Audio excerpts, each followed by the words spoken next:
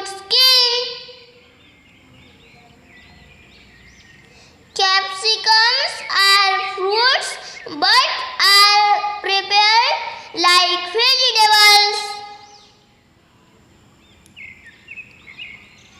They can be eaten raw or cooked. They are from the family as chilies, but they are not hot or spicy at all.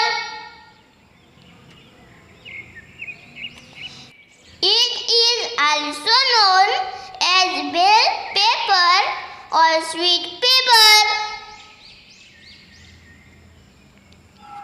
They are blocky with 3 to 4 lobes which slightly taper to one end. It is a milky flavored and sweet tasting. The thick walls enclose a large hollow and segments which the seeds are attached to.